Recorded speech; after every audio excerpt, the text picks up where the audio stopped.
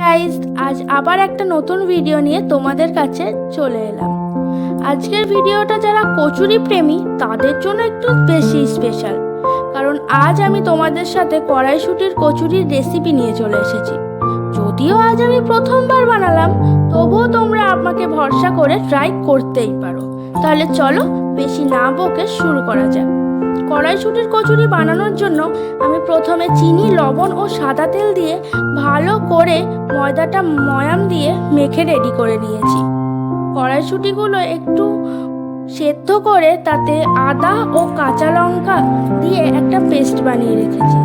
তারপর একটা বাটিতে একটু জল দিয়ে তার মধ্যে লবণ, চিনি, জিরে গুঁড়ো ও ধনে গুঁড়ো দিয়ে একটা মিক্সচার বানিয়ে রাখবো। দেন আমি কড়াই গরম করে এখানে একটু তেল দিয়ে মশলার পেস্টটা দিয়ে দেব। মশলাটা একটু কষিয়ে এর মধ্যে কড়াইশুঁটির পেস্টটা দিয়ে গ্যাসের ফ্লেম লো রেখে কিছুক্ষণ এইভাবে নাড়তে থাকবো। নাড়তে থাকলেই দেখবে কিছুক্ষণ পর এরকম ড্রাই হয়ে এসেছে পেস্টটা। ব্যাস, এবার একটা অন্য জায়গায় তুলে একটু ঠান্ডা করে নেব। এরপর কচুরির লইগুলো বানিয়ে তার ভিতরে এইভাবে সুন্দর করে পুর ভরে নেব। এবার কচুরিগুলো বেলার পালা। কচুরি বেলার সময় একটু বেশি করে তেল নিয়ে এইভাবে আলতো হাতে সব কচুরিগুলো বেলে নিতে হবে।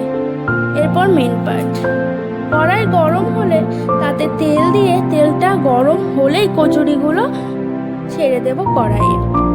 ব্যাস, এবার কচুরিগুলো উল্টে পাল্টে ভালো করে ভেজে নিলেই তৈরি আমাদের গরম গরম কড়াইশুঁটির কচুরি।